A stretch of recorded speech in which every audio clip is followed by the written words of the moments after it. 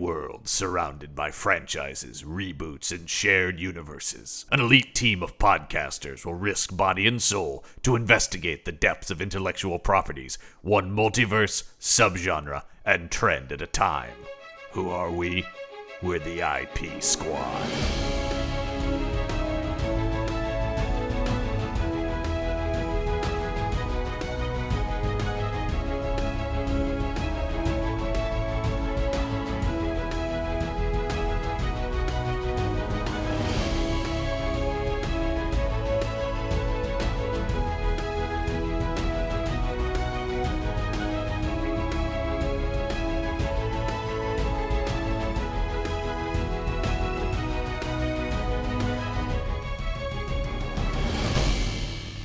Welcome back to the IP Squad and our ongoing investigation into films based on pulp and comic strip heroes. I'm John Campbell. With me, of course, for this investigation, it's the Jones Boys. Oh, yeah. Hello. That's right. Oh, yeah.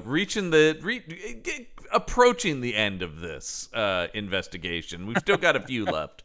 But Captain, it's because we like to close cases. That's right. That's what we do, Captain. Right. We are so close to an arrest Bex on and this I thing. are aligned on this. Yeah. We don't get along on very much, but we like to close the case. You know what? Less red on the board. You guys both learned a lot from Kira Sedgwick, closing those cases. Yeah. Close it. She is the closerest of closers. Indeed. Well, and our former captain, Alec Baldwin, always said ABC. Always be closing.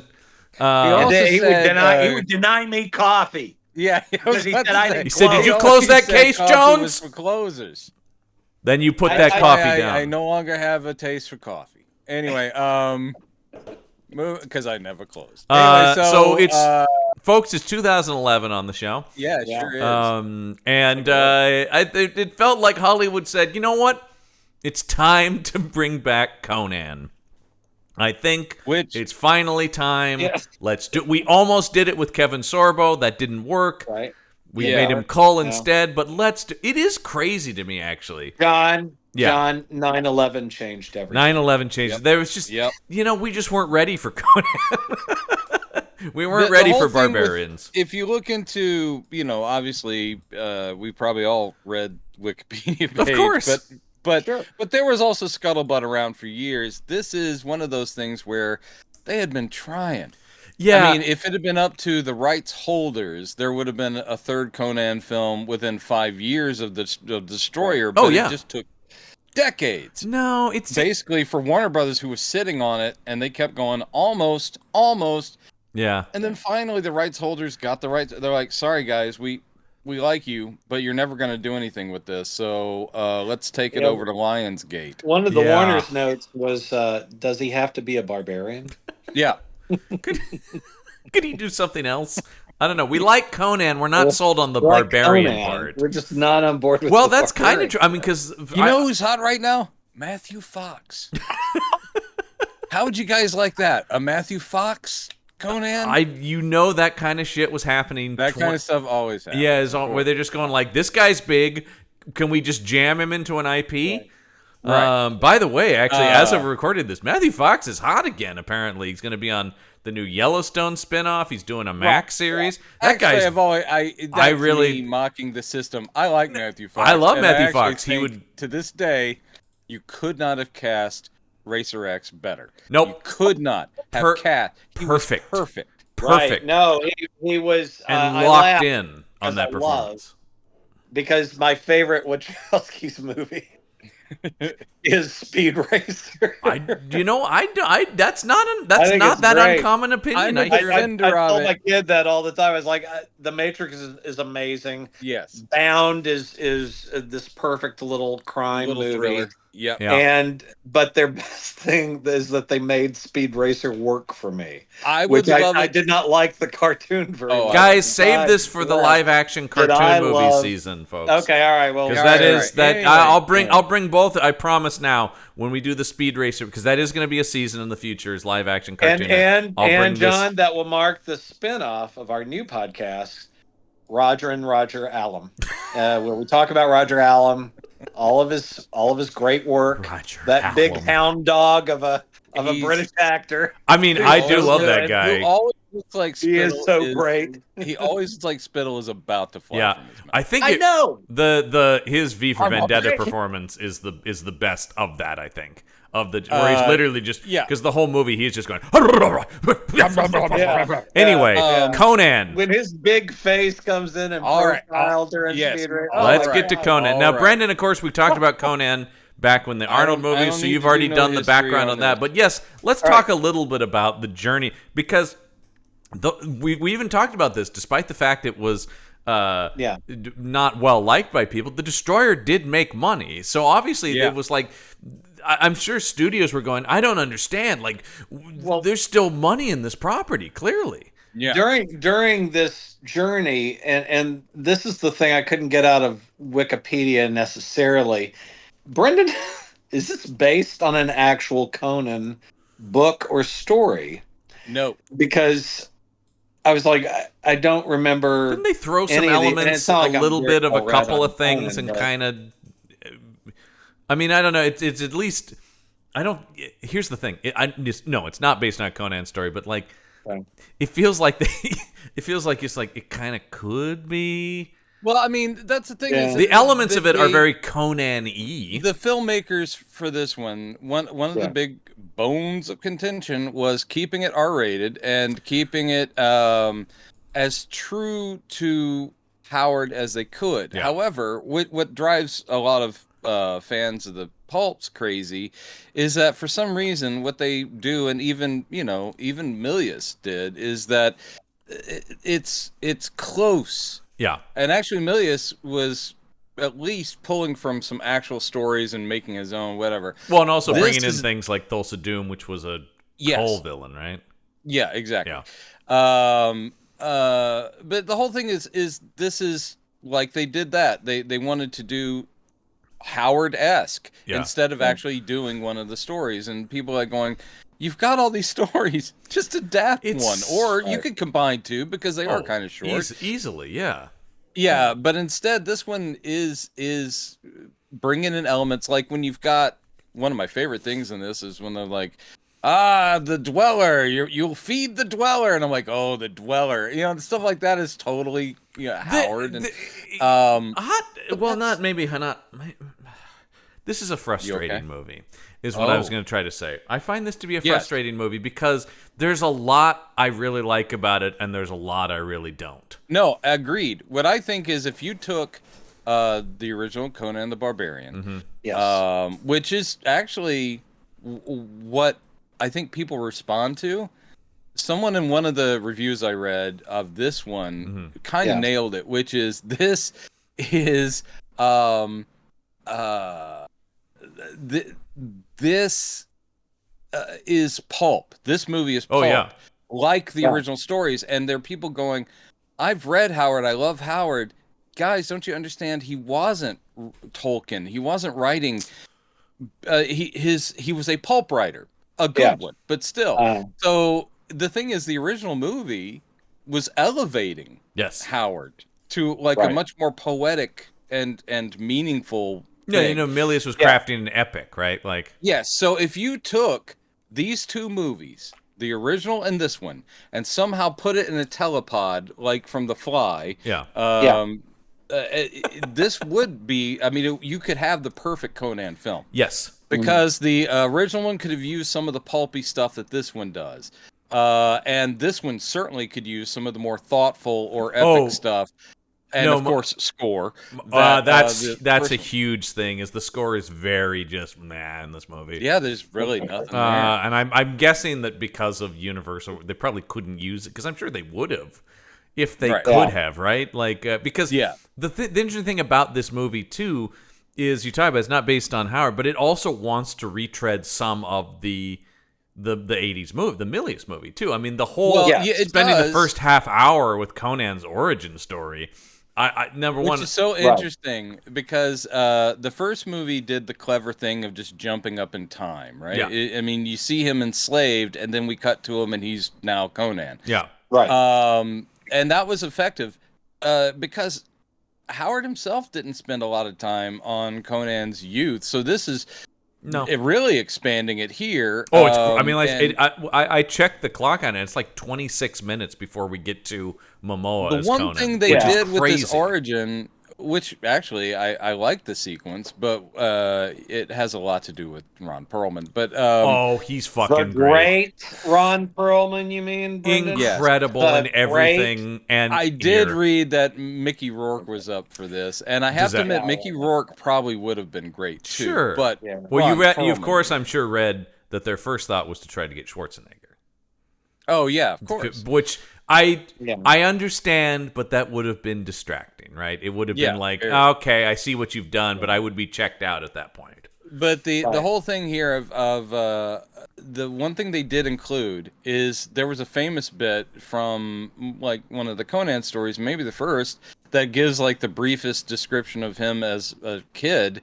And Howard said he had been born on the battlefield. And that was something that the original movie didn't do. Yeah. And I always thought that was such a badass thing for Conan. And then they're like, oh, we put it in here. I'm like, all right, then. It's pretty rad. The birth of Conan is rad as hell in this movie. Conan's birth sequence is rad as hell. It is a little hokey to think that during a battle you would have the time I don't care though. Name him, and now I'm raising it to. That's arrow in the chest. But that's pulpy. I like that. I was like, I was watching it going, wait a minute, maybe this movie does kind of rule. And keeping it R-rated. It was very R-rated. Because I was going to say, one of my... I was constantly blown away by how violent and gory it got. Every single sword hit that's not a criticism. Is an explosion of blood. Yeah. No, it's what you kind of want from a Conan. Because it's a Conan. And here's the thing. What would have been nice is if it wasn't trying to appeal, and man, this is me being a grumpy old dude, this is from 2011, but appeal to the action video game audience. Yeah. Because this doesn't take the time that even the first one did of having him with comrades and scenes of them relating or not relating. It kind of half-heartedly does a couple times, punching but not half-heartedly. Yeah, punching a horse. Yeah. Where was that? Just goes John? Fight. This is what this movie does. No, I get it. And even I started to watching it last night. I started to get a little tired. By the end of the movie, I was a little fought out. Even as somebody who enjoys all, but you do start to go like when you've seen him cut off his 80th head in the movie, you're like. There are some really awesome action sequences in this, but they're kind of they're watered down because it's just more. There's so much around it. Can I point to who I want to blame for this? I'm ready. I think this was a mistake of a director.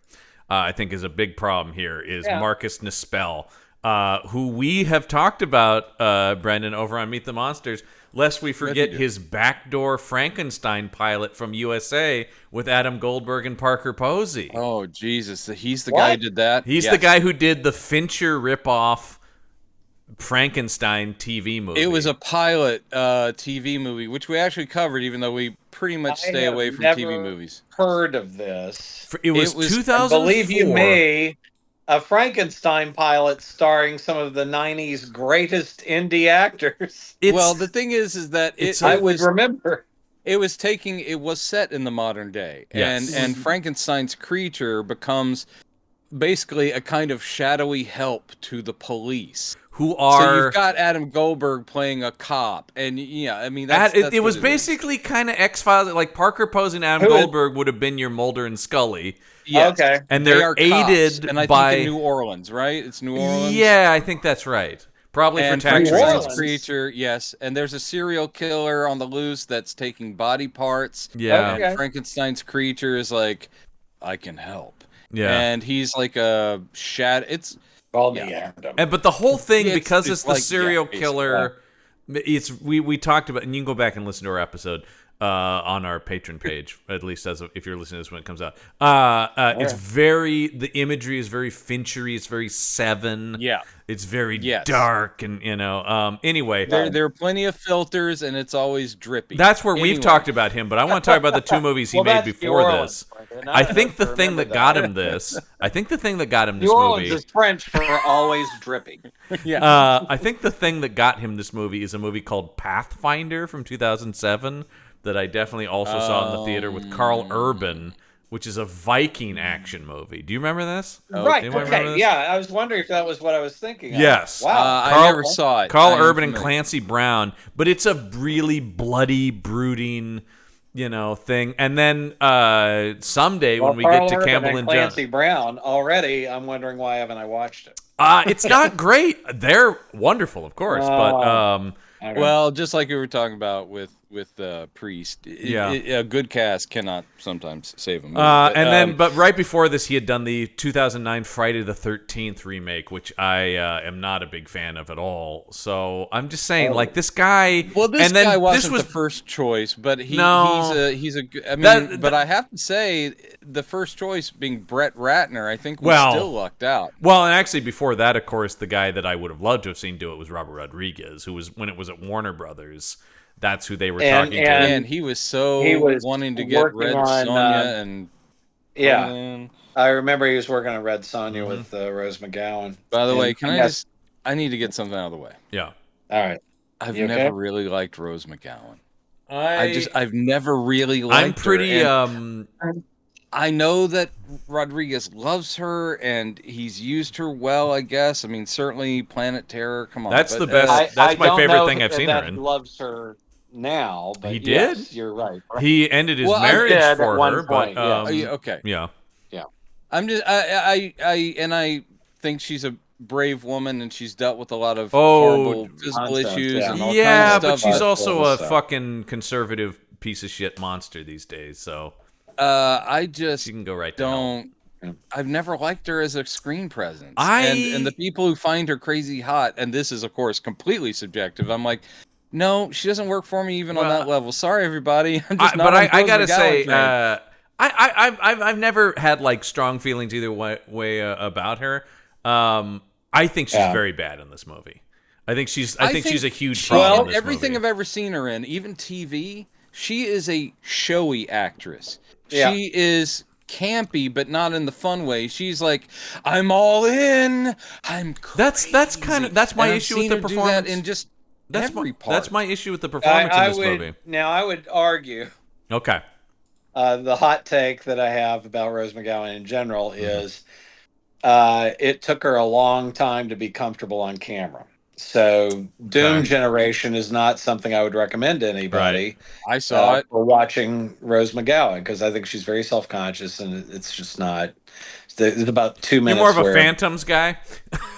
No, not at all. But Affleck was the bomb. Let's I would say that I thought she got more comfortable by the time we get to Planet Terror. Yeah. I think that's now the best use of with Conan the Barbarian. I thought that she had a very strong attack, and if you're going to be showy, if you're going to be, because what Brendan's alluding to is that it feels like Brendan's problem with Rose McGowan is she's too Fairuza Balky. But I like Fairuza Balk a lot more than I like Rose McGowan. I agreed. Me too. I think they're both fine, and in this kind of thing where they come in like they're eating the camera with their teeth. But I think the thing that's interesting about this, and I think one of the things is, they're definitely. I was getting that vibe from her, Brendan, of in this movie she's like, got it, Pope. I'm crazy. But then the thing is, because the person I think sorceress with an incestuous love for my father, which I do like. I don't know if you saw that in the trivia, that was a thing she pitched and they said no, and then she just said, I'm going to play it. She's like, I'm just going to play it anyway. I don't care. I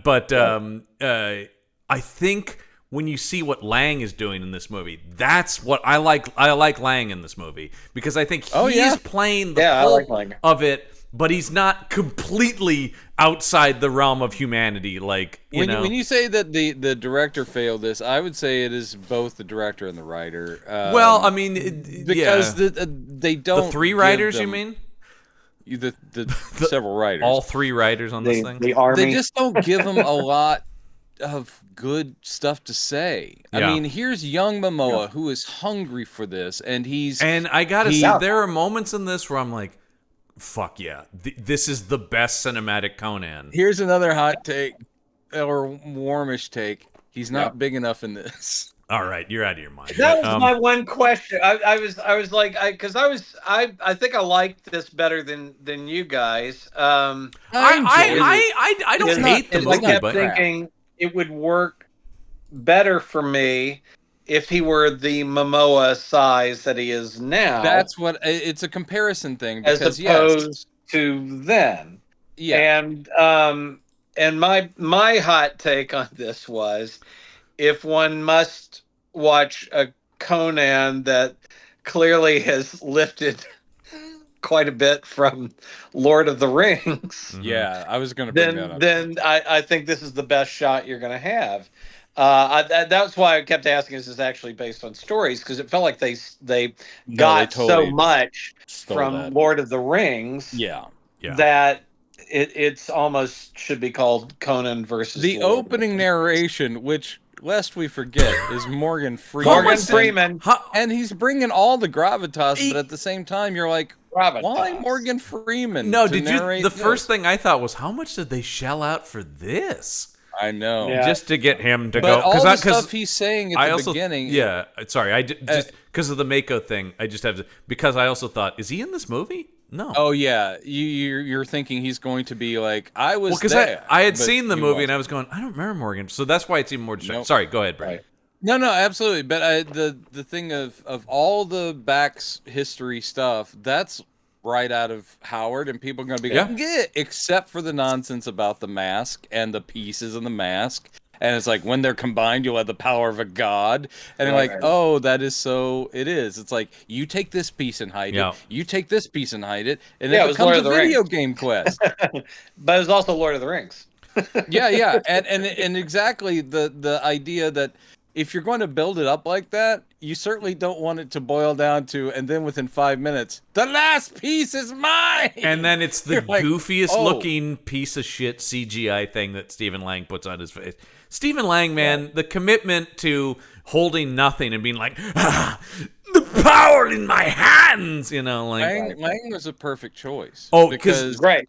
I love the guy, and also this is the assignment. This is where you go. This is where I will say, as always, and I don't say that like avoid this movie at all costs, because I think there's a lot of good stuff here. But I think the movie needed work, no question. This is a Saturday afternoon watch. Yeah. However, I also think it's a yeah. little too long. I think it overstates its welcome for how pulpy it is. Or maybe there's too much action. You know what I'm saying? Like when we were talking about, like by the end, I was a little beaten down by it. Yeah, it's a little fatiguing. I think it had been restructured. That's maybe another draft. But yeah, because they had colorful friends of Conan. The pirate guy, it's like the thief, and they don't get any time. That guy's a good actor. Yeah. Like these are good actors who can, and they give a little too much time. And this is not me being like, I don't want no women in my Conan, but I know it was reactionary that they're like, we have to build her up and not make her be such a damsel in distress. And you're like, okay, I get that from the Hollywood perspective, but she's not that interesting. She's very pretty, and her whole arc is, you're right, Conan, it's fun to kill. That's her entire arc. Well, because what's interesting is that there are tons of opportunities to put cool female characters in Conan. Both of the Schwarzenegger movies, Sandahl Bergman is no shrinking violet. You're not gonna best Valeria. But I'm saying, but then in Destroyer you get Grace Jones, who's cool as well. That's what I'm saying. Like, she's very cool. She doesn't get a lot of screen time, but she is always with him, and she gets her stand. That's what I'm saying. So sort of this thing about like, you guys, why'd you make such an and also their romance I don't buy for a single second. No, which is both in the writing and the fact that they have zero chemistry. They're very attractive people, but I don't think they had much chemistry. People who are Howard fans were definitely sitting there going like, that's the Conan from the books, because it's just about he doesn't fall in love with her necessarily. It's just that they bone. And he has that line about, she's like, what's your deal? And he's like, I live, I love, I travel, I slay, and I'm content. And you're like, yeah, that's pretty much Conan. But yeah, I think the iconography of this character is where and Jason Momoa looks amazing, and he really went in his stunt work and sword work. You can read about the extensive training he did for this thanks to Schwarzenegger originating the role, and thanks to all these comics and Frazetta paintings, the whole thing is that in our minds, Conan is just a much bigger dude. And so, here, this is a very fit man. This is a very cut man. But you're sitting there going like, you're a little skinnier than I would expect for Conan. Interesting when they talk about this incredible, like, intense training program he went through at the Martial Arts Academy. I think what you get is, this is a martial arts body. That is a body that is lithe and fast, and that's what he's training to do. He's not working on bulk, which is more what he is in Aquaman. Because I think also, I don't think Momoa has to work super hard. I think he's a naturally big dude, so if he just pumps the iron, he's just going to get inflated. Whereas here, they trained him on all the sword stuff and the fighting stuff, and they made him, because he trained with the Matrix guys. So he's training with Keanu Reeves' stunt team, and Keanu Reeves obviously is skinny dude, lithe, fast, lethal, you know? Yeah, I clocked that these are the two guys who were in charge of this were the two guys who ended up, making John Wick.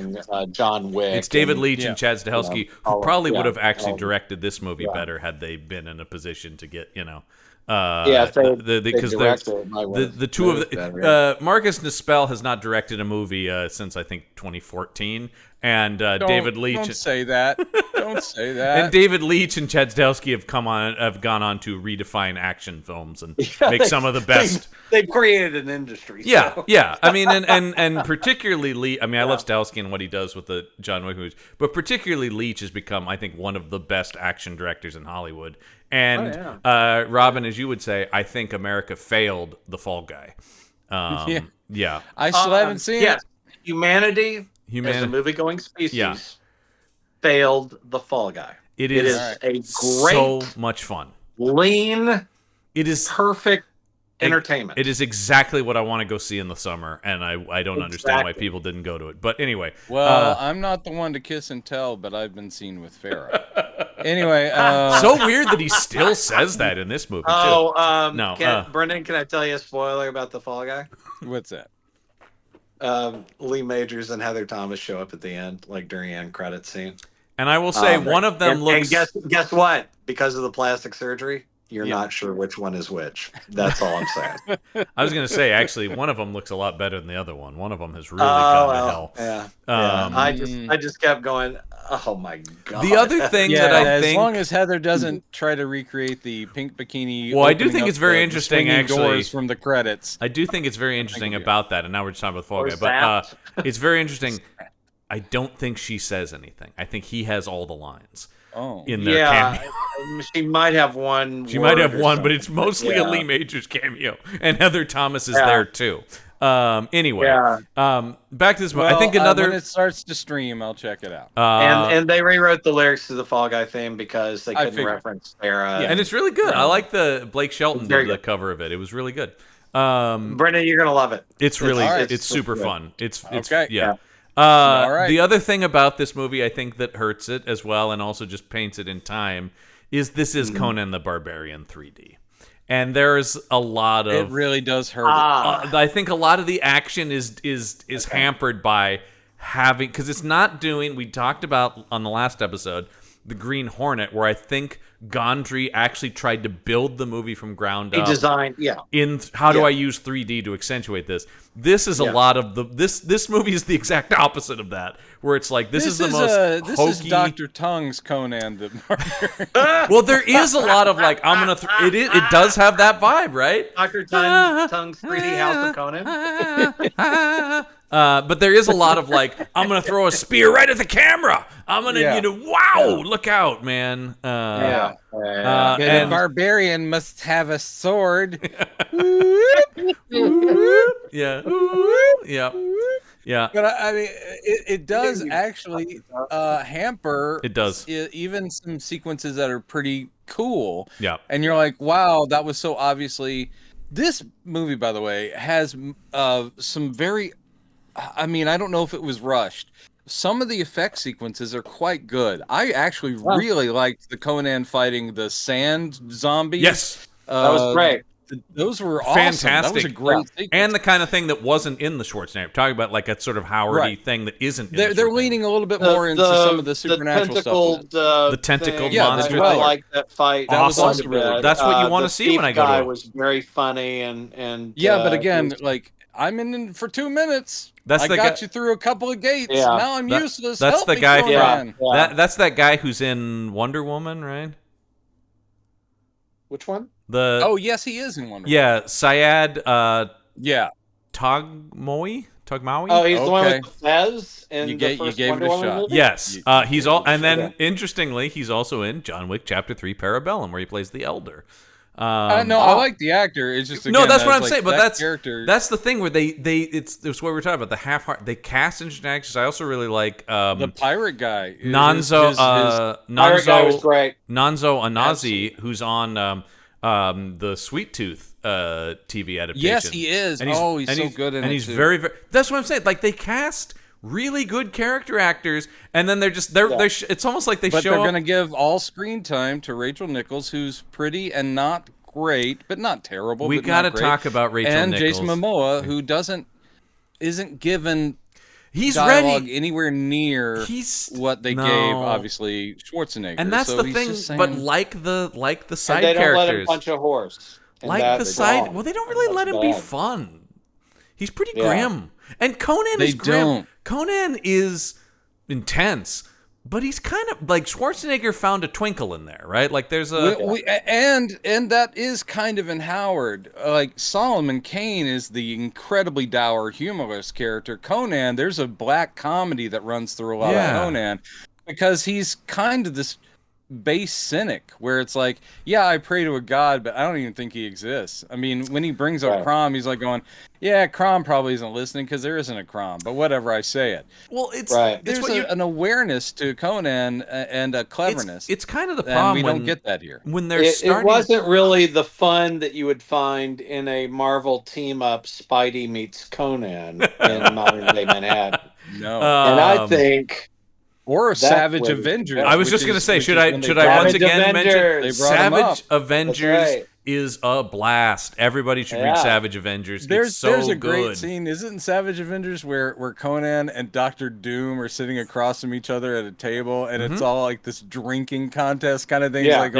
He's like going, you know, only a coward stays masked. You know, and all this kind of stuff.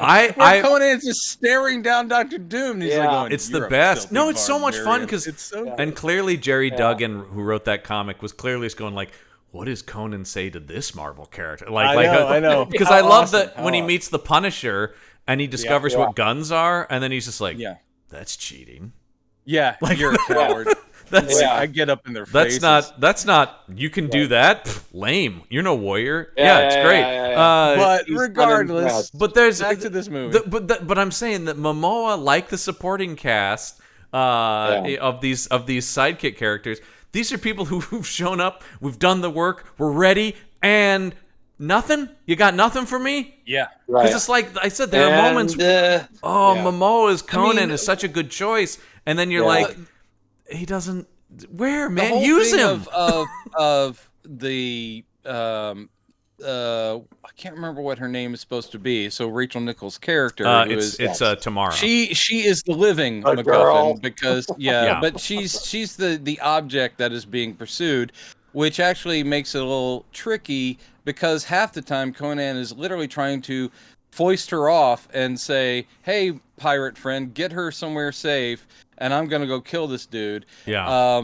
But, you know, they could have taken some more of the structure of the originals and his pirate best friend who he's traveled with all these years could have stayed with him. Yeah. The thief could have come along. Like, that's the thing, is it's a D&D party. You kind of need these personalities with to the bounce Schwarzenegger off movies. of Conan. The Schwarzenegger movies do that really well. Even in Destroyer, which is, pretty shit, at least that works well. I think a lot of the character stuff works in Destroyer. I think actually similar to Destroyer, the problem in this movie is I'm on board for this Conan and stuff, but then it's like, what's he doing? I don't really like what he's doing. I don't like this story he's in. I'm all on board for Momoa as Conan, but then you're like, magic masks and what?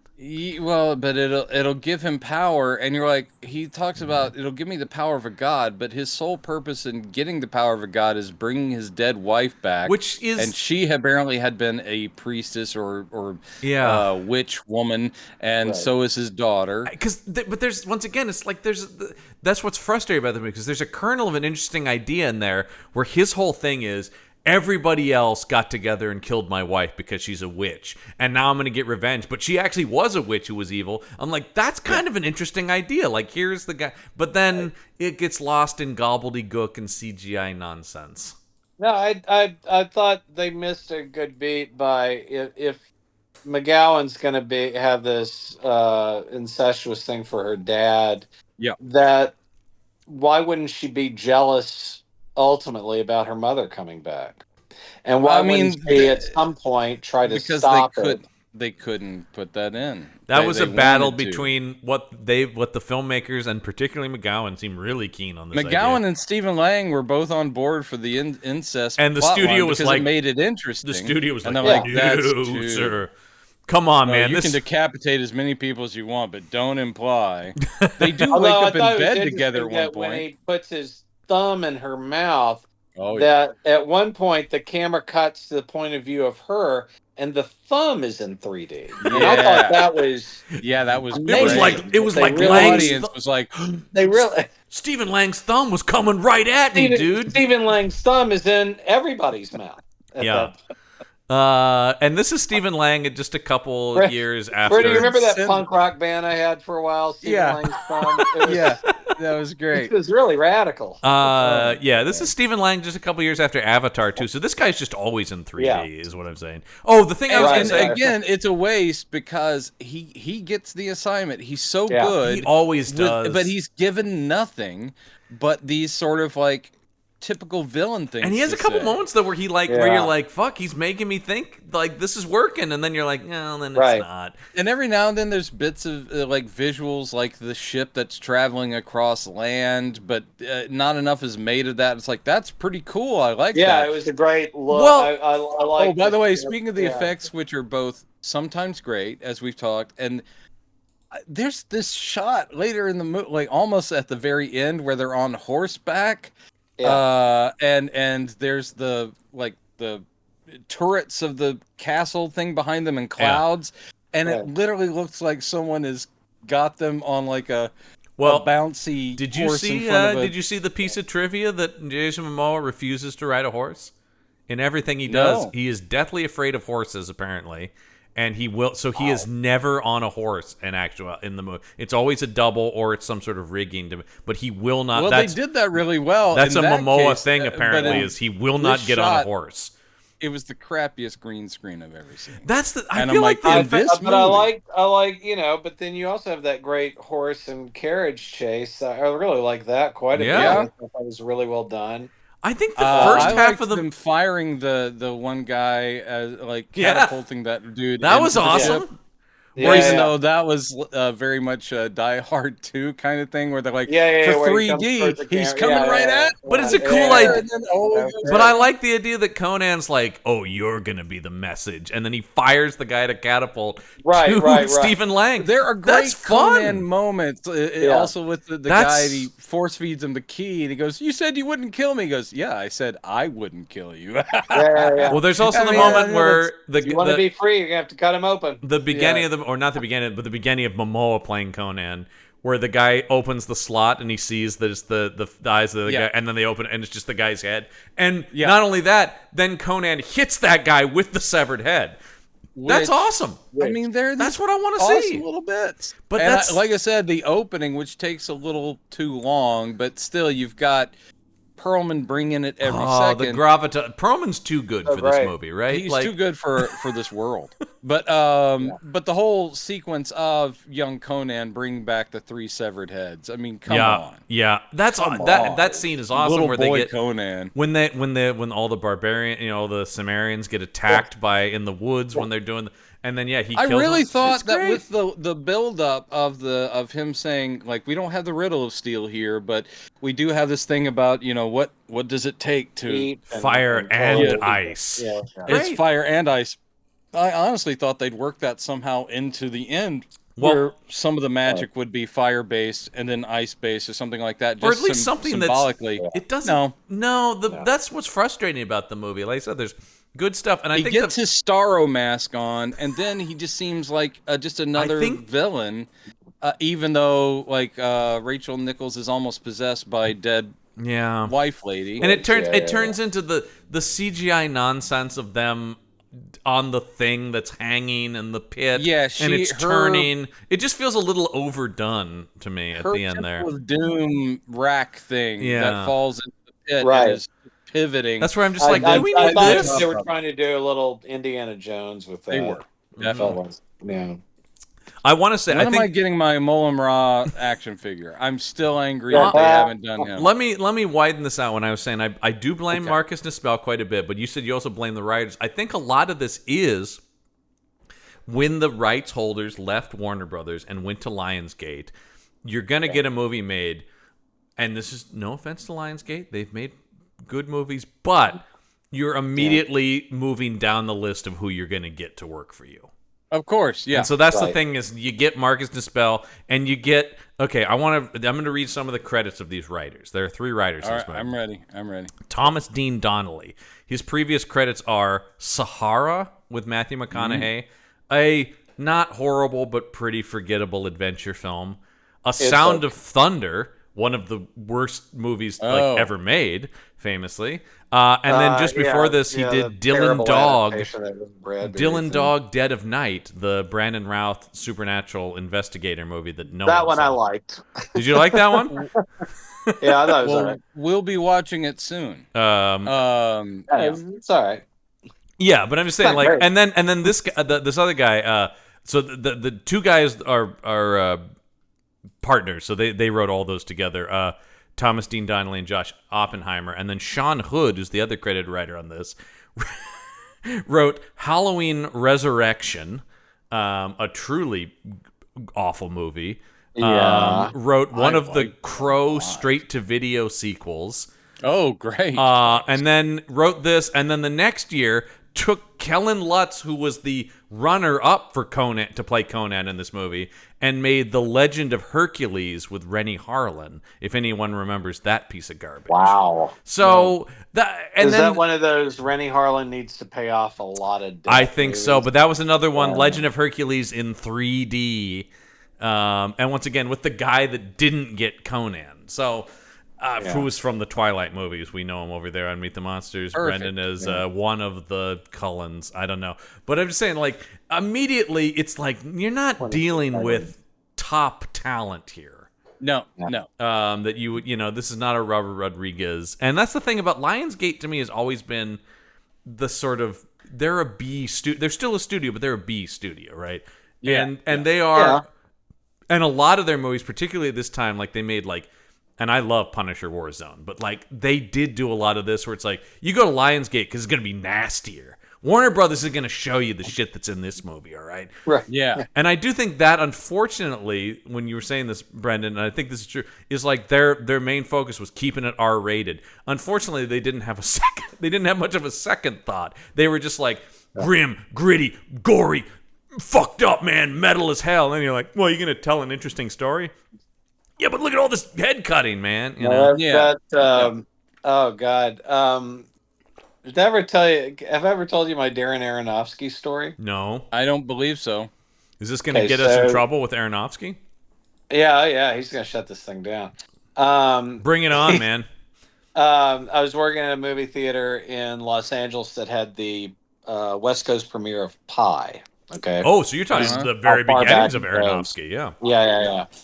So he shows up opening night, and just that day in the trades, it was announced that he had been secured by Warner Brothers For to Batman. do an adaptation of Ronin, Frank Miller's Ronin. Yes, I know that was something he also worked on for a long time. Yeah. And so I, as a way of just talking to him, a small talk, while we're waiting for him to go in and introduce the movie, I said, "Hey, I just heard about you adapting Frank Miller's Ronin. What's your take on that? What's your attack on that?" And he just looks at me and he goes, "Well, imagine the most awesome kick-ass comic book movie ever." And I was like, "Great." Well, that sounds pretty cool, man. And all I'm thinking in my head is, so that was your pitch? Yeah. That's what they What signed if, off on? just go with me on this, guys. What if we made it kick-ass, okay? What if it was kick-ass? Like, that's all you have? Yeah. And, of course, 6 weeks after that, they announced, well, creative differences, and now he's no longer doing. Yeah. But it was just the creative differences was like, it was like a 12-year-old. We like ass. Yeah. But we don't want it to be kicked. You're kicking too much ass. Can you make it with a little less of the ass kicking? Right. That's the problem. That feels like the way they went in with Conan was, imagine the most kick-ass R-rated Conan ever. Yeah.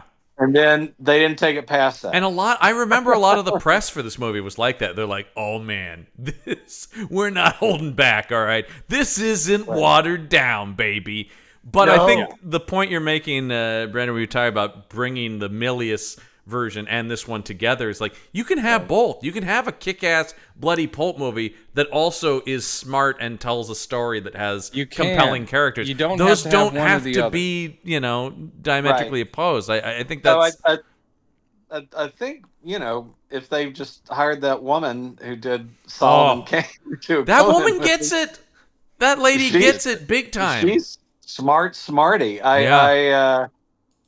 I'm still thinking about that movie weeks after we saw it, Yeah. I mean, that's the thing is that cost us being robbed of a the sequel. budget on that was way less, but that thing impacted way more. I am much more inclined to go back and watch that Solomon Kane movie than this. Yeah, it's just a smart attack. It's really it's not the most kick-ass, and that's the thing. Awesome and it all changes the material, and but at the same time, it's true enough to where.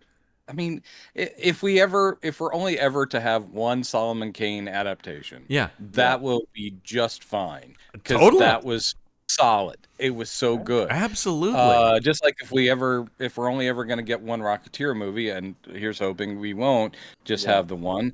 It's like great, you did one, great, love it. Right. It's worse when they just drop the ball and you're like going, oh. And Doc Savage. You're like, that's the only Doc Savage we're ever going to get? Okay. Right. And obviously, this is not the only thing. That's the Shadow, and that's it? Okay. I didn't want to say that one because it just gets John all upset. And then he has to spend at least 20 minutes playing with his original Shadow action figures from the release of the film. With quick draw action. I did have quick draw Shadow. Quick draw action. He could pull his 45s. I've got Shiwan Khan with lobotomy. Lambada. When he dances the lambada, is that the forbidden dance? When he dances the lambada, when he has lambada head, know when he's got lambada. That's the thing about this, though, and obviously this is not the only Conan movie, of course. But the thing about this is like, it's tantalizingly close on this one. They had all the thing that's frustrating about this is unlike the Solomon Kane movie, where someone, in spite of having a studio not backing it, not having the amount of money you really need, made something really interesting. This movie had a ton of resources and squanders them. That's the thing that's frustrating. Is like, you guys had all the pieces. You had real deal actors. It was all there. It's all there. This is a $90 million movie. I mean, that's big-ish. That's big. It's on the bigger end of budgets. I mean, it's not, Marvel $200 million, but that's pretty. You should be able to make an awesome movie for that. And it just feels like nobody. like I said, the rights holders wanted a movie to exist. Unfortunately, to get it, the people who made it fast didn't make it well. They're part of the way there. That's the thing. I said, this movie frustrates me, which is almost more upsetting to me than movies where I can just go like, well, that was terrible, just forget it. This is more like, John, it's like I told that writer once, what are you overthinking a Wally Berry wrestling picture, huh? Yeah, exactly. Wally Berry, and he's a wrestler. What more do you need? Yeah, that Dame is... or kid.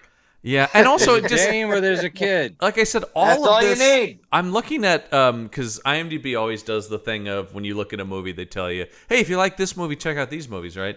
So looking at the page for this Conan movie, it is like the other thing about this just gets lost in the shuffle of there was a bunch of these sword and sandal 3D, because remember the Clash of the Titans remake, the Immortals with Henry Cavill. The Dwayne Johnson Hercules movie, the Prince of Persia movie, Gods of Egypt, that 300 sequel, Rise of the Empire. It's just like, I think that's the thing about it too, is it's just like, unfortunately, I love Conan, but he became just another guy with a sword in 3D, unfortunately, during this era.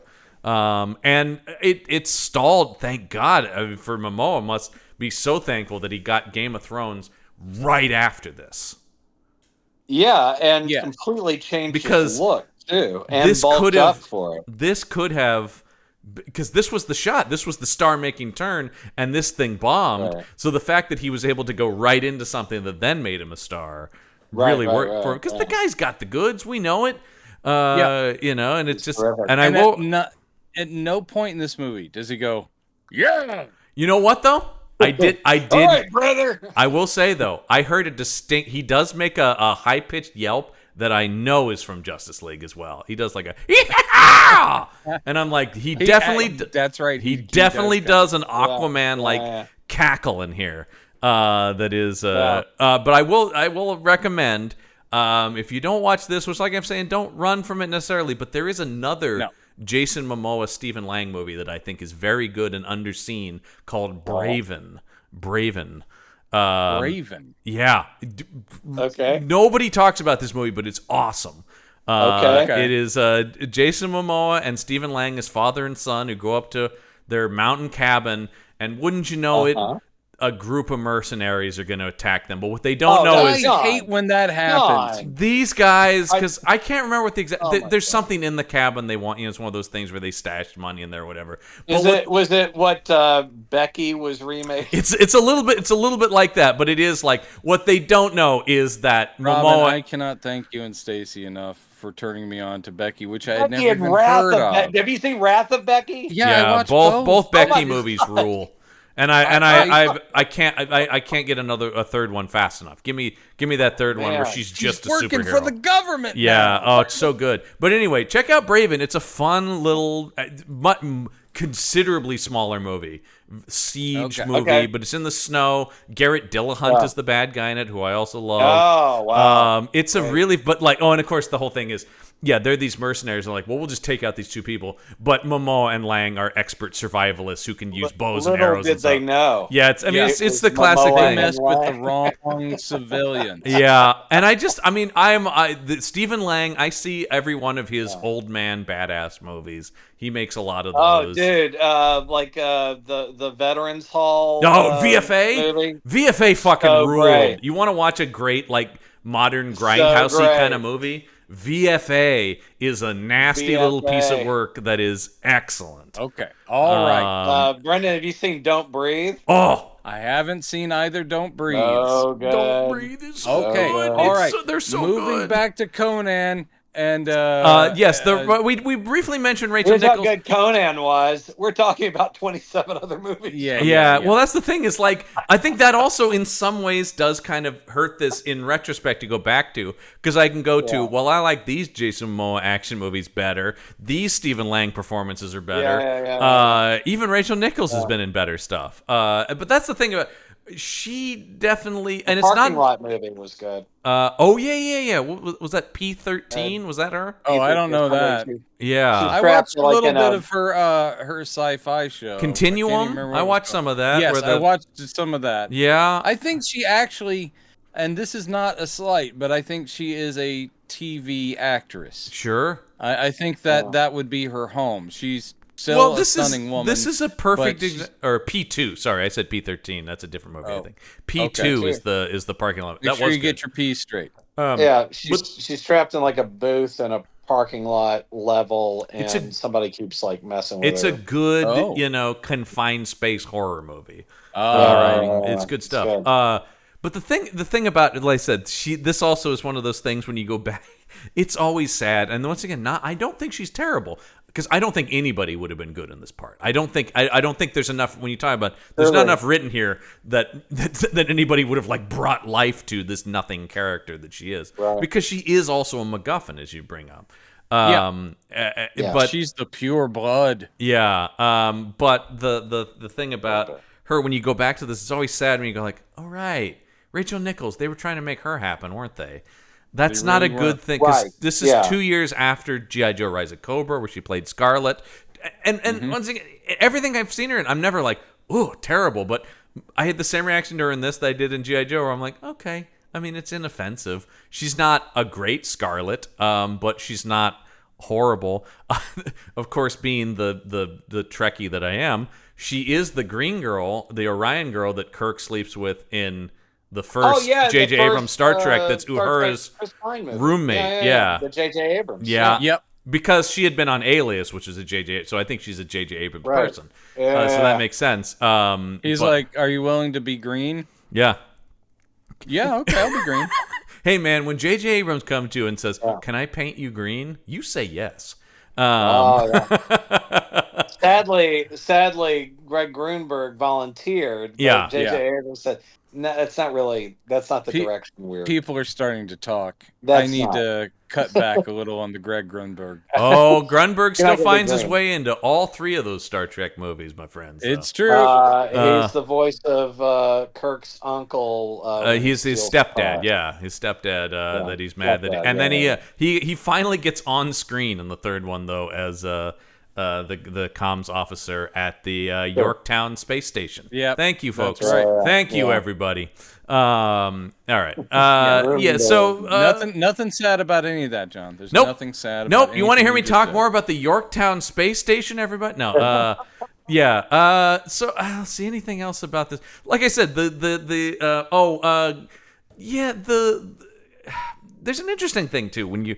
And I think this comes back to a lot of this pulp stuff, is there's also sort of this part of me that just goes, was this ever going to set the world on fire box office? I just don't know.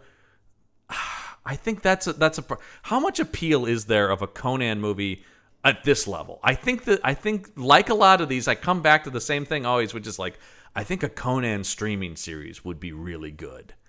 I think actually I don't. You don't think so? I think because could do. The thing about Conan is Conan is so episodic. You think about it would be really cool to do like an anthology show. Been a thief and a pirate and then king. You could and really all that. capture the whole of Conan in a TV series. But Conan's character can't evolve is the problem. So as a television series, that's problematic. Well, that's where I think you'd have to treat it as an anthology. Evolve. Yeah, you'd have to treat it as an anthology where Conan comes into other people's stories, right? Yeah, you could do that. That's how I would approach like that. Maybe you see almost like a Columbo, where you see like the first quarter of somebody else, or the way Poker Face does it, right? Where you're like, oh wait. Conan's been there, now they. Don't bring I know, but it's like but like that sort of thing, like that, and that's what, or even like old '50s Western TV shows where it's like it's about Paladin comes into somebody else's story, but Paladin doesn't change as a character. Or Maverick or something. Yeah, he's the wandering. You're talking about a streaming show that if they took the approach the way they do with Reacher.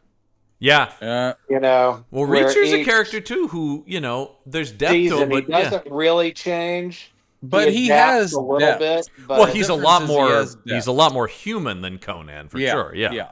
That dude kicked a car. Come on, man. He kicked a goddamn the hell out of car. that car. He kicked that car. Was there anything better? Talk about. I mean, Richardson could be Conan, because Richardson, they just want to throw up for anything now. If you need a big guy, go to Rich. Actually, even if you don't need a big guy, like the people, I'm not one of the people championing for Batman, but it's just like Richardson's a badass, so Richardson should just be everything. You know, it's just like because he's an enormous giant of a man who can actually act. Ministry of Ungentlemanly Warfare. He fucking rules in Ministry of Ungentlemanly. He's so doing that weird act. Conan is supposed to be brutish and thick, but he's not supposed to be a giant. The thing is that he's not Wolverine either. What I love is in other words, what's tricky is Richardson should be one of those classical giant dudes like Doc Savage. I think we're all in agreement on Richardson being the perfect Doc Savage actor. I volunteer to spray tan him. Yeah. I volunteer to be the guy with the airbrush. Brennan, I'm just saying. Brennan, he has to be a man of bronze. Brennan, and I will bronze him. Yeah. I am the man with bronze's bronzer. Brennan, I don't like the look in your eye when you say that, and I really bronze him. But keep him in my gallery. That was bronze men. That was all of that was to say. I think the other thing though is, like I said, I think there's a limit to this. If you go the super hard R, and I do think this movie, I don't want to split things into gender terms, but if watching this movie, I did think I can't imagine women wanting to watch this movie. And I think that's a problem when you're trying to make an across-the-board blockbuster. I mean, when he rescues a group of just a bunch of topless supermodels, and you're just like, okay, I understand. And you're going to say that's very Howardy, which it is, but that turns off a modern audience, I think. John, I have no idea what you're talking about. Also, the ladies deserve a little bit of hey now, because this the thing with these sword and sorcery movies is they can lean heavily sexist. At the same time, there's eye candy right there for the. There is, but I think there needs to be leaning. There women. needs to, but I think there needs to be a little like the Thor movies and stuff. Like there's a little bit more like he's shirtless the entire time. He is, but he's glistening in the sun. But this movie bombed. Brendan, huge, do you want to apply bronze to him as well? To Momoa? No, he doesn't need it. Yeah, he's a naturally olive skinned dude, man. I mean that is. Yeah. Look, I mean, he looked, dude, and I told you about the time at a convention I almost ran into him. Literally almost ran into the man. And I will say it was a terrifying experience. Like it was like, like he was coming one way and I turned the other, and suddenly it was like meeting a superhero. It really was like, Jesus. Wow. I just stopped in my tracks and watched him go. I was like, oh my God. And then at the same convention, I almost bumped into Ezra Miller and was like, "Whoa, out of the way, buddy!" And then he threw a chair at you. Yeah, no, I didn't. That was before any of that stuff happened. But it was sort of just like Momoa's a god, and then you almost run into the Flash, and you're just like, "Okay, nerd, get out of my fucking way," like because he's my height and he's a little, whatever. This was before any of that, but. But I don't know. I just think maybe there's a limit on the idea of this as like a 4-quadrant blockbuster that you would spend a ton of money on, and you're banking the studio on Conan. I don't know that the audience is there for it. And this has been across the board the thing of this season, right? It's like there may just be a limit on these characters as gigantic tentpole movies. I reject your premise. Okay. Ooh, snap. You hit me with the Quentin Tarantino response. Gotcha. That's not the Quentin Tarantino. Let me tell you where you're wrong, right? Yeah. You're really fucking wrong, okay? No, right? It was when he was at Cannes. I reject your premise. I reject it in that Westerns, comic book movies. Sure. I think there is room for a well-designed, engaged, and conceived through the marketing as well.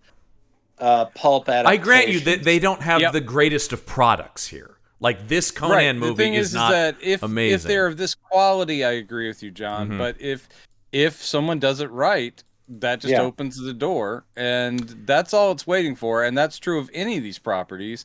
Right. Is if it's the Shadow or Doc Savage or the Avenger, he's never been done.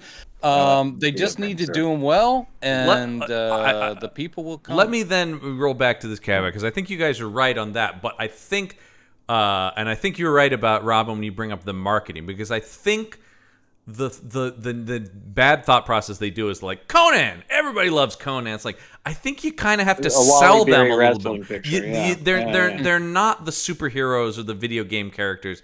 These are older characters, so I think you have to almost act like you almost have to bring up, because clearly what hasn't worked are movies. Well, because a better discussion of this, because it's a better product, is like John Carter, where it's just like, yeah, you can say it's been around forever, but people don't really know it. So you do have to do a better job selling it. I think that's the thing. Educating. You educate your market. I think that's another thing, where the idea that because people know the Schwarzenegger movies, that like we can drop 90 million on this, just go, hey, Conan's back, and people go, literally with like John Carter, they could have included of Mars. I still think John Carter of Mars is what that movie should have been called. At some point, they could have just addressed the elephant in the room with marketing and just said, before there was a Luke Skywalker, before there was a Flash Gordon, there was John Carter of Mars, to give you an idea of the legacy and the weight of the character, instead of just going like, John Carter, go. And I think also there's a thing too about like I'm the director of Wall-E. Well, I mean, actually, they maybe should have leaned into that more. That like, hey, this guy's made all the anime movies you love. Though. I think they needed in a world, or they needed I guess we'll discuss that, to set it up so that people had a better buy-in. And that's what my point about pulp in general is, that I get what you're saying, John, but I've lived too long and seen too many genres that you might point to as like, this is not very female inclusive or whatever. And seeing, I think you could make it work. They can be. What's the storytelling attack? What's the through line here? What's your North Star? By the way, when I said the thing about the female audience, I don't mean Conan in general. I'm saying that this approach didn't seem to in any way want to go like, maybe for a modern audience, John, there's a way you've lost your audience. No one's with you anymore. I'm sorry. Your take was too hot. Yeah. Literally, it has melted the screen. I'm sorry. I'm trying to make Conan woke, people. I'm sorry. It's just how it is. Yeah. But I mean, there is certainly something like that where it's just like, I don't know. To make a movie, my point was just, to make a movie this big, you do have to be thinking, okay, we're now appealing to a huge mass audience. And I feel like this movie doesn't do a great job of selling everyone on Conan. Yeah, you know, the first Conan with Arnold Schwarzenegger, it's not like he was a big name. He was kind of a joke. No, I mean, he was an actor. Yeah, I mean, actually, Momoa had more credence than him as an actor. Certainly not a name that would open a film. Right. So they had to figure out, A, how is the story being told? And B, how are we going to tell it in an advertising way to the public? And they cracked the code. So I feel like that is kind of a lesson that can be taken to all of these. 100%. Did they really crack the code when they marketed it? You know, that kind of, because we've seen enough. You can't rest on the IP. Season. We've seen enough great pulp and comic strip adaptations. The Phantom, Rocketeer. But the problem with all of these is they all end up underperforming, and I guess I'm looking for the through line. They didn't land, and I would posit that it's a fault of the marketing. I think for those ones you mentioned, definitely. Well, and Solomon Kane, of course, just an across the board incompetence of the studio. Sometimes, it didn't even get released in this country. That's what I'm saying. Sometimes it is, and this is supposedly a bad thing when they go, "Oh, you're doing IP. You shouldn't have to educate the public." Sometimes you need to, simply because you need to sell them on why this character is important, why people should be excited about Right. it. If you're just expecting the built-in fans to word of mouth go, oh no, I used to read these books when I was younger, they're awesome, I can't wait to take you to this thing, then that's your mistake. Sometimes you actually have to tell the audience why they need to love this guy before they meet this guy or this gal, or whatever. The other thing we should mention, of course, is just a wave of negative reviews for this thing too did not help it. Word of mouth critics really savage. I will say, reading through the reviews we're on kind of beating a IMDb, dead horse about the marketing for this film, because word of mouth was not great. Well, and it wasn't gonna. The greatest advertising campaign in the world wasn't going to save this movie, because they didn't have the goods. While there's a lot of potential in it, and the biggest bummer to me is that it cost Momoa. I think deserved another crack at this. Much like a Brandon Routh, I look at a similar thing where it's like, they're the right guy in a thing that doesn't quite use them well enough. Obviously they weren't going to make a sequel to this, but you're just like, oh man, Momoa could have become the Conan we want. I mean, I think there's a world where he's the best Conan. It's just it didn't happen. And obviously that he's fine. And I'm sure you guys saw this in the trivia. He's on the record in interviews going like, that was a steaming pile of shit. Which I'm not willing to go that far, but of course, but we've seen this before. That's what actors always do, sort of, and they're like, hey, I think that thing bombed. It's safe for me to go. It sucked. Perfect opening for highs and lows. For highs and lows. Here we go. Let's get some highs and lows. Let's start with a low, because we're kind of on the lower side of it. Yeah, Actually, I think this review I was about to say, this guy really agrees with us. Unfortunately, we're going to have his IMDb name is Sausage Demon. Our kind of guy. Great. But I think just from the title, he's I know how to battle a sausage demon, but I'll tell you guys about it later. But the title of his review is Flashes. First, you got to make the gravy. Then I think this is about where we're landing on this too. Is flashes of good with a majority of bad. First, I would like to say I love Howard stories. I also like the '82 film. So that this deviates from Howard a little or a lot isn't really a bother to me. Now, before I get to the review, I want to say to anyone out there studying film like myself to watch this movie, it will prove to you that no matter how much action, blood, or one-liners you squeeze into a movie, if the story and characterization are missing, you don't have a movie. Without any disrespect, I would urge Mr. Nispel to do a film course, as he clearly needs to learn storytelling at its most basic. This is not an insult, this is my advice. Because I believe once he has a better grasp on it, he will make a fine filmmaker. I love trying to be and then just so fucking brutal though. That is the sickest of burns. Then I'd hate to hear an insult. I know. Good Lord, you can couch that all you want, but my God, that's savage. Jesus. I don't disagree though. I want to add. Conan the Barbarian is a summer movie. Sadly, this also has become synonymous with stupid bad movies. And this film doesn't escape that. Clearly, this film had a lot of trouble by the looks of it at the conceptual stage. The fact that Sean Hood had to rewrite on set proves that I did not know about that. They had to work with the material they had to work with was a disaster, and it shows. I will say it does feel like there's a lot of ideas colliding with each other in this movie. Yeah. Yes. Donnelly and Oppenheimer did a poor job on the script. If what was shown in the final cut was more or less what they wrote. Mr. Hood's rewrites, I heard, were quite well received, but I also hear they cut most of what he wrote out of the theatrical cut. Okay?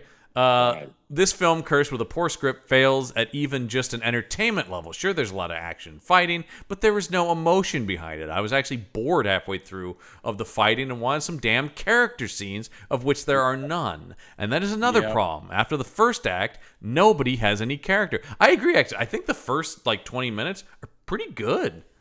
Well, the young origin sequence is pretty great. And then we get, Momoa just launching into the character, doing fine. Yeah. But it does become that's it. That's all the development you're going to get. Hope that was enough for you. They walk around, kill or die, and that is all. Their motivations are given to us in a single line, and that is all. The cast was good, but they had nothing to work with. The directing was inconsistent, the mood was all over the place, and at times it smelt of a less fun Scorpion King. Wow. That is the coldest burn of all. Wow. This guy is so Wowee. formally stating it, but he's spitting fire, but in the most like, here's the thing about my opinion. But then you're like, holy shit, dude. Yeah. Stephen Lang, as usual, is good. Agree, we stand a Stephen Lang on this show. But again, he has nothing to work with, so he stands and acts mean a lot. The one thing that really took me out of the world is the dialogue, which lacks any sort of finesse, culture, period, etc. It sounds like modern speech. Yes, but that's not the inherent problem with it. But I don't disagree with that, which is one thing that it shouldn't sound like. Imagine watching a Western where they all talk in modern American slang. This is what this dialogue felt like. It was dialogue you write in your first draft, then go back over and make it good, though it seems no one did in Conan. The film looked nice, I'll give it that. Some scenes were too bright and conflicted with the mood, but again, the mood changed as often as it would in an angst-ridden teenager. The CGI wasn't bad, but it wasn't great. It was serviceable. The Dweller scene was pathetic. Ooh, Brendan, disagree there. I liked the Dweller There was scene. no choreography set up to it. Momoa literally stood in one spot for most of it and just ducked around a lot. Clearly a complete failure in the directing department. Disagree. For this I scene. like No, I that thought, scene. like I said, I think that scene and the sand creatures, both pretty solid actions, and the carriage chase also that you mentioned, Robin. Yep. Good stuff. Costume and wardrobe was impressive. Lang's armor and getup was nice. McGowan looks sexy in a freaky kind of way. To each their own on that. Mileage may vary. Yeah.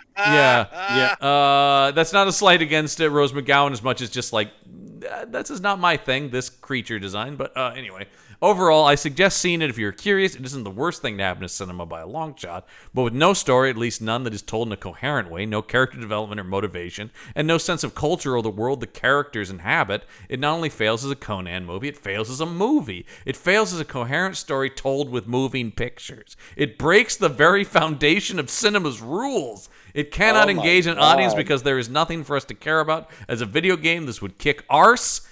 That's literally, he wrote ours. As a movie, it fails on it 1 out of 10 stars. Every time, that review is so funny to me because he keeps couching, like, once again, not the worst thing ever, but it does fail by the very definition of what the art form of cinema is. Like, Jesus Christ. But it did open a rift in the space-time I will continuum. say this We have for this John. movie to blame. John finds the good reviews, but they're all 14 pages long. Yeah. Are we halfway through this one? It's a that one's over. Yeah. Oh, okay. Yeah, good. yeah. I'm on to the next one because here's somebody with obviously the opposite, which is Now it's time for second opinions. yeah, a little bit. Yeah. This comes to us from Lippin Wrangler. Dana. Lippin They Wrangler bought or Leapon Wrangler. I don't know. That may be a reference only. I don't know. Leapon Wrangler says, "This is Conan as he was written!" 3 exclamation points. REH fans must see! Exclamation point. First off, I ain't no REH poser. I was given my dad's copies of the books when I was little and have read and reread them more than any other stories or books. I know Conan like he was a friend in real life. I love worship Crom. I mean, pretty because I go to Crom Church every Sunday. I love all caps. I love the bastard. So that said, let me tell you from a real fan that this film shows you the Hyborian Age straight up like Howard wrote it. Momoa is Conan. He owns it. He clearly understands the character 100% and delivered the performance to us perfectly. The dude gave me chills. I loved every second of his performance. The setting, Is this man okay? the setting, Has anyone checked on him? the setting is Since delivered 2011. perfectly. Brendan, the setting is delivered perfectly, okay? Okay. The film shows the Hyborian Age as written with chauvinism and slavery intact. Don't love that, but okay. I mean, it's fine, but like the idea about like, woo, chauvinism. Misogyny! Slavery, as well as the diverse range of ethnicities and cultures. I love. It's like slavery and chauvinism attack. Also nice to see a diverse cast. It's like, all right, okay. I've been waiting to see this world on film my whole life, and last night I did, and it was great. A few cons. All right, it's not perfect according to this guy, even though he said it. Few cons. First off, the geography was jacked up. Either that or weeks and months were being glossed over in between scenes. To get to Samaria from any given coastline on the map, you're talking about weeks or even months of travel. I think this is why they made up a lot of places instead of using real names from the stories, because that way they can claim everything is within a day's travel or so. So you don't really get a sense of distance from the film as it sort of just jumps around from place to place with no in-between scenes. Secondly, the overall plot of the film was extremely generic. Pretty much the same old fantasy plot with a villain who needs to collect stuff to come to power. They could have used any of the Howard stories as a base, and the plot would have blown people away instead of being fantasy retread. Oh well, the setting and the performances and the little details were so amazing that they kept me from worrying about the hammy plot. Okay, and lastly, Brendan, did you up till now I wouldn't have said this, but okay, and lastly, Conan's eyes weren't blue. I'm not sure why they weren't, because that has to be about the cheapest special effect nowadays. So yeah, not sure what the reasoning was on that. It's kind of lame. But even though I'm a huge fan and stickler for details, I still love the film. Final say, as a fan, it was brilliant. If you love the stories, you will love this movie, provided you can look past the little screw-ups I mentioned. Here's hoping they get to make a second one that's even better and truly as wildly original as Howard's stories are. 10 out of 10. Yeah. Jesus Christ. Wow. I will say, when that got into his appreciation. Yeah, for a second there, I did have to think this might be fellow podcaster Mike Ergoni for a split second, because the map shit is very much on point. Right. Yeah, very much on brand. All that would be world-buildy stuff. Yeah, he did, I know, get handed the pulp novels by his father. So for a second, I'm like, this does read pretty right. But I don't think he loves this movie. I'll have to ask him about that. But yeah. Man, I just love the idea about this movie's perfect. It's just as R.E.H. wrote it, and then he's like, except they ignored all of his stories and they kind of fucked up a lot. But still, it's the best movie ever made, Ever. Yeah. Oh man. I'm glad he enjoyed it. You know what? It's in the words of We Hate Movies, it's okay to like a movie. Yeah. And I don't, like I said, I don't hate this movie. I just wish it was better. I just spent the whole time going couldn't this have been better? It was a missed opportunity, because there are a lot of the right pieces there. Yeah, it just doesn't quite work. All right. Well, next week on the show, a movie I haven't seen in a while, also from 2011, that in my memory works quite well. And I will give you the tagline here. That will in no way tell you what it is, but the tagline for next week's movie is, "This year, discover how far adventure will take you." Wow. Is that Far Adventure movie? Yes. We're finally watching Far Adventure. No, but one Mr. Steven Spielberg makes his entrance onto the IP squad for the first time, as we are talking about The Adventures of Tintin. Yeah. A movie I haven't seen in a while, but I remember really liking. I enjoyed. I saw it with my kid in 3D, and it was dynamite. Yeah. Yep. But but we'll be further in this. Another underperforming movie where all the sequels were canceled. Yeah. And yet the rumblings have resurfaced because Jackson has said, no, I am working on the next one. Actively. I you know what? I do think that is a movie that may come into existence purely by Peter Jackson's will. Yes, they may just will it into being. Yeah, because that was meant to be that was the plan. Yeah. Dynamite screenplay, dynamite voice performances. Yes. Well, a dynamite screenplay by who are these writers? I've never Stephen Moffat and Edgar Wright. Wow, those guys might be pretty good. And Joe Carnahan. And Joe Cornish. Cornish, sorry. Yeah, Joe Cornish. You guys stop fighting. Who made Attack the Block, which is a fucking great movie. The exciting. After this, we get a little Tintin for you, and a little Tintin. You mean Stephen Tintin Duffy? Because that guy's amazing. One of the best new wave artists. And I'm sure, Brandon, you'll have a lot to say about the history of Tintin and. I origins, will. Yeah. And I'm not going to hold anything back. Brennan, are you going to sing Kiss Me? Because that's his best song. No. Kiss me, da da. not Your gonna sing. love is sweeter. All right, we're than gonna get sued in a wine. second here by Oh, the estate. But if you want more from us, and why wouldn't you after this? Oh man. You can head over to our brand spanking new Patreon page. That's right, we've moved from Podbean over to Patreon. You can go over to Damn. patreon.com/punchupent. That's punchupent.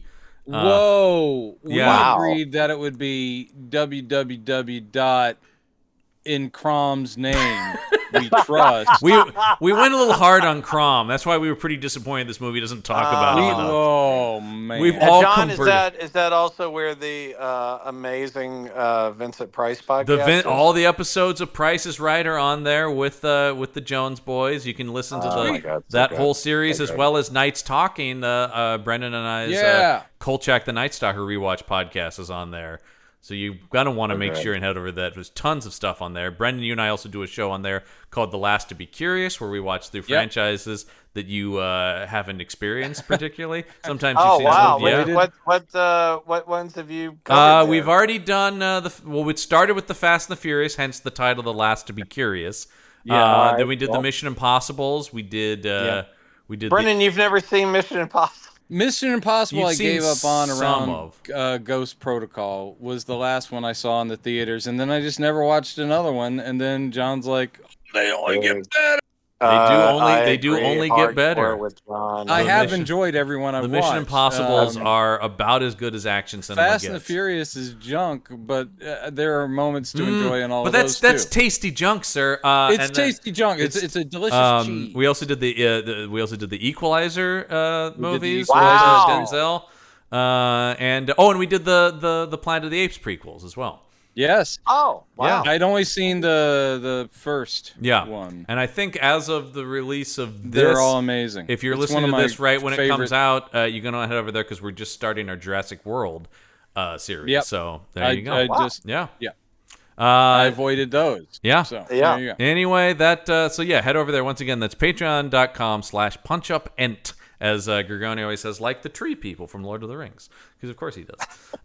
Jesus, but that is such a Gorgoni thing to say. but that's going to do it for this episode. Until next week, the case file is closed.